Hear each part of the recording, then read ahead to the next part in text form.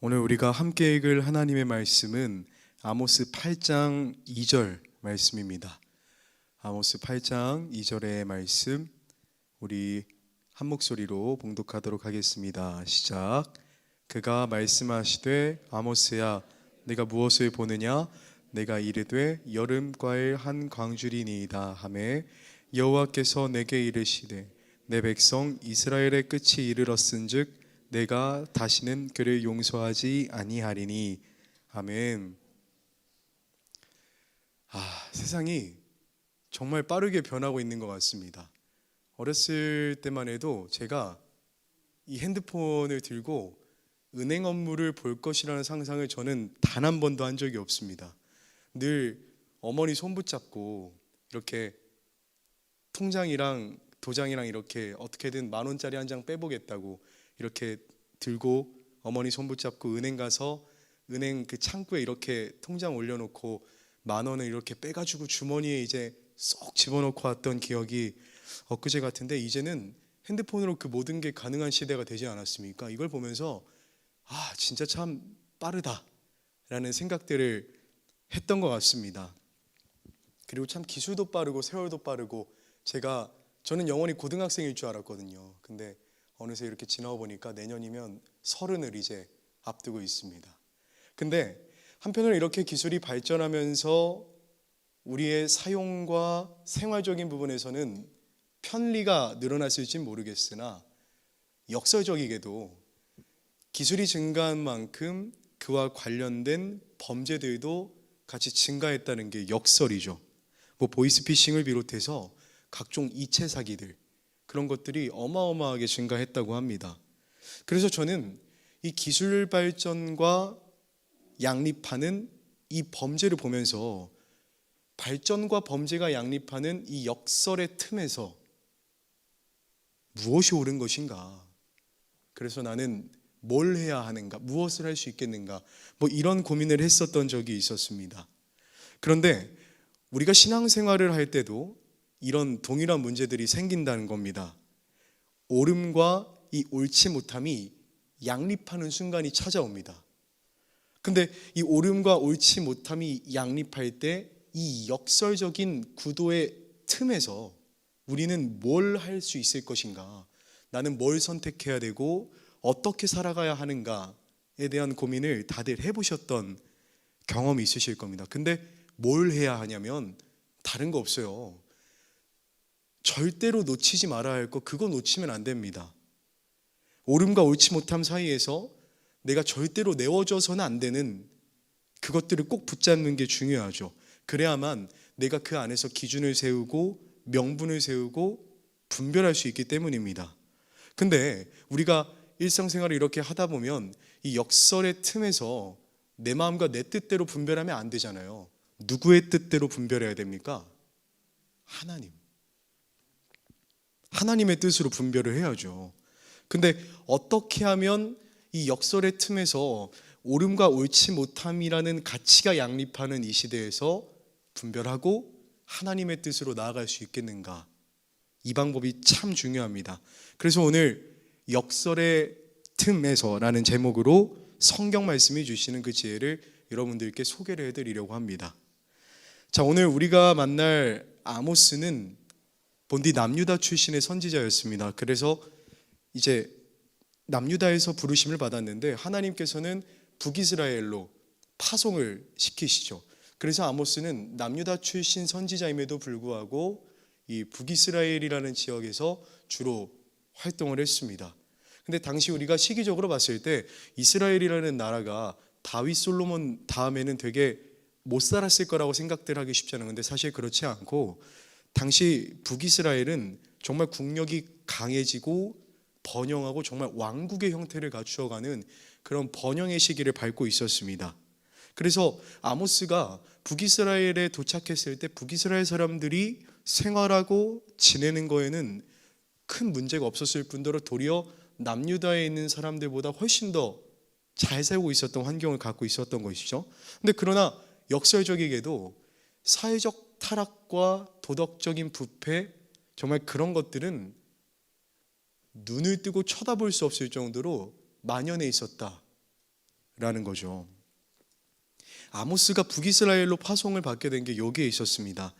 역설의 틈에서 갈팡질팡하고 있는 북이스라엘, 번영했죠. 번영했지만 그만큼 사회적 타락과 도덕적 부패가 만연했던 이 역설이 양립하는 이 틈 사이에서 북이스라엘은 지금 잘 잡고 있어야 하는 거, 절대로 놓치지 말아야 하는 거, 이거 붙잡고 있어야 되는데 이거를 못 붙잡고 갈팡질팡하고 있으니 하나님이 보시기에 얼마나 답답했겠습니까? 그래서 하나님은 아모스를 선택하시고 그 북이스라엘로 보내셔서 이 애타는 마음을 어떻게 전해줄 것인가, 그들을 경고하고 권면하기 위해서 아모스를 보내시죠. 그러던 도중에 오늘 본문에 이르게 된 겁니다. 자, 오늘 본문의 시작은 여름과의 한 광주리로부터 시작합니다. 하나님은 아모스를 부르시고 여름과의 한 광주리를 보여주시죠. 근데 여름과의 한 광주리, 우리가 병원 갈 때 이렇게 과일 바구니 이렇게 들고 가잖아요. 딱 이걸 보여주신 거예요. 갑자기 이제 아모스한테 이걸 보여주시니까 도대체가 무슨 뜻인지 몰라서 아모스가 이렇게 생각을 하고 있는데, 근데 사실 잘 살펴보니 여기에는 깊은 뜻이 있었다라는 것이죠. 여러분, 이스라엘에서 재배되는 여름 과일은 수확 시기가 지나면 이게 곧바로 썩어버린다고 합니다. 뭐 우리도 이제 과일 이렇게 보다 보면 귤 썩으면, 이렇게 귤이 붙어 있다가 귤이 썩으면 그 옆으로 쉽게 번지잖아요. 그러니까 그런 것처럼 여름 과일이 그렇게 빨리 썩어버린대요. 근데 그래서인지 이 이스라엘의 여름 과일로 번역된 히브리어 단어를 잘 살펴보면 이게 어떤 단어랑 유사한 형태를 취하고 있냐면 끝 또는 완결이라는 단어랑 아주 상당히 유사한 구조를 취하고 있다는 것이죠. 그래서 하나님께서는 이 아모스에게 여름 과일 한 광주를 보여주시면서 이 백성 끝났어. 그들의 행위대로 곧이어 심판을 받게 될 거야 라고 아모스에게 보여주신 것이죠. 그리고 환상이 끝난 뒤 하나님은 진노하시기 시작합니다. 그리고는 아모스에게 말씀을 폭풍처럼 쏟아내기 시작하시죠. 그런데 앞에서 말씀드렸던 것처럼 아모스가 활동하고 있었던 북이스라엘은 국력이 강해지고 번영하고 있는 시기였습니다. 그러나 역설적이게도 사회적 타락과 도덕적인 부패는 만연했었던 시기였죠. 그러니 결국 겉으로는 왕성하죠. 어디 내놔도 빼놓을 곳이 없습니다. 왕성하고 아주 그럴싸한 모습을 취하고 있지만 이 속은 새까맣게 타들어가고 있는 그런 역설을 만나게 되는 거죠. 이 역설의 틈에서 갈팡질팡하고 있는 그들에게 하나님 이렇게 말씀하시는 거예요. 정신 차려 라고 말씀을 해주시는 거죠. 뭘 통해서 보여주신다고요? 여름과일 한 광주리를 통해서 보여주고 계시는 겁니다. 야, 너희는 이대로 하면 끝이야. 내가 너네 다시는 용서하지 않을 거고 너희들을 내 백성이라고 부르지도 않을 거야 라면서 정말 맹렬한 분노를 표출하십니다. 그런데 우리가 잘 생각해 보면 어렸을 때 다들 부모님이나 선생님께 혼나보신 경험 있으시죠? 선생님이 너 이렇게 저렇게 막 혼내면 어떻게 해야 됩니까? 도리어 혼내시는 그 지점이 회개해야 할 지점이잖아요. 잘못했습니다. 그렇게 하지 않겠습니다. 이렇게 이야기를 하시죠. 하나님이 보여주신 것도 똑같아요. 맹렬한 분노, 진노 가운데 이 마음의 진심은 잘 돌아왔으면 좋겠어서 안타까운 마음으로, 마치 부모가 어린아이가 이 길 끝으로 가면, 이렇게 끝으로 가면 아이가 이렇게 한 발만 더 내디디면 이렇게 떨어지게 되는데 이거 막기 위해서 부모가 야 하고 소리 지르면서 저를 이렇게 막지 않겠어요? 그런 것처럼 이스라엘 백성들이 잘 돌아왔으면 좋겠어서 하는 마음으로 그렇게 막아 세우시는 거죠. 근데 이들은 그런 말씀을 들었음에도 하나님께 돌아오지 않아요. 인두겁을 쓰고 하지 말아야 할 짓을 계속해서 저지릅니다. 썩어가는 내부는 내버려 둔 채 외적인 것을 부풀리기에 바빴죠. 하나님의 뜻을 구하지 않고 그 안에 하나님의 정답이 아니라 자신만의 해답을 선택하게 됩니다. 여러분, 우리는 살면서 언젠가 반드시 역설의 틈을 만나게 됩니다. 이게 피한다고 피해지는 것이 아니에요. 기술 발전과 동시에 범죄가 늘어났던 것처럼 빛이 강해지면 그만큼 어둠에서 감춰졌어서 눈에 보이지 않았던 것들이 수면 위에 드러나기 마련이거든요. 그래서 역설의 틈에서 시시비비를 가리는 것보다 어떻게 하면 여기에 올바르게 대처할 수 있을 것인가, 이게 중요합니다. 자, 다시 말씀으로 돌아와서 북이스라엘이 만난 역설의 틈, 외면적으로는 성장했으나 내면적으로는 썩었던 틈에서 하나님은 여름 과일 광주리를 보여주시죠. 근데 그렇다면 이들은 이 말씀을 듣고 나라를 부강하게 하는 음성에 귀를 기울이는 것이 아니라, 그리고 거기에 당연하다고 여기는 것이 아니라 당연함과 당연하지 않음 사이에 있는 이 역설의 틈에서 들려오는 하나님의 음성에 귀를 기울이는 영적인 민감성을 발휘해야 했습니다. 지금껏 달려온 내 길에 무엇이 문제였나? 내가 내 뜻대로 살지는 않았나? 돌이켜보고 점검하면서 때로는 하나님께서 분노하는 목소리로 막 말씀하실지라도 이 역설의 틈에서 하나님이 도대체 무슨 말씀을 주시는가? 영적인 민감성을 발휘해야 한다라는 겁니다. 우리가 명심해야 할 것은, 분별의 지혜라고 하는 것은 하나님께로부터 나오는 거예요. 우리가 똑똑하고 우리가 잘나서 그것들을 분별할 수 있는 게 아니라 하나님의 마음과 생각으로 하나님께로부터 시작된 분별의 기준들을 가지고 세상에 있는 것들을 분별해 나가야 한다라는 겁니다. 그래서 우리 기도하는 거 아니겠습니까? 그래서 우리가 이 자리에 나와서 예배 드리는 거 아니겠습니까? 하나님께 뜻을 묻는 거죠. 그리고 하나님의 음성을 먼저 들어야 한다라는 겁니다. 그런데 북이스라엘 백성은 안타깝게도 그러지 못했다는 것이죠. 결국 이 사람들 파국으로 치닫게 됩니다. 여러분, 우리도 이들과 같은 상황에 빠질 수 있음을 잊어서는 안 됩니다. 그럴듯한 상황 앞에서 그게 맞는 것처럼 보이는 그런 오판을 하게 될 수도 있죠. 그래서 우리는 만약 우리의 인생에서 역설의 틈이 찾아왔다면 우리의 뜻과 생각으로 분별하는 것이 아니라 먼저 그 무엇보다도 하나님의 음성에 귀를 기울이는 영적인 민감성을 발휘해야 됩니다. 그래서 그동안 하나님을 경험하고 만났던 것들을 토대로 다시금 내 삶에서 찾아오시는 하나님의 음성에 귀를 기울이며 이 벌어진 역설의 틈을 하나님의 뜻으로 메꾸고 채워나가야 한다라는 겁니다. 이를 위해서 영적인 민감성을 발휘하는 겁니다. 하나님의 마음으로 세상을 바라보고 문제를 바라보는 거예요.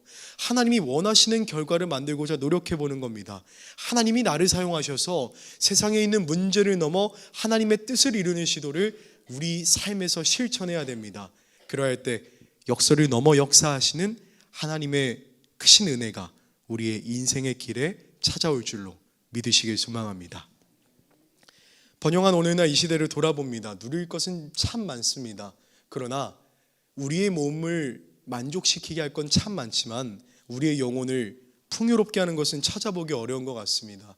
마치 아모스가 살아왔었던 시대처럼요. 북이스라엘은 번영했지만 영혼을 풍요롭게 하는 것은 찾아보기 어려웠습니다. 결국 번영과 영혼의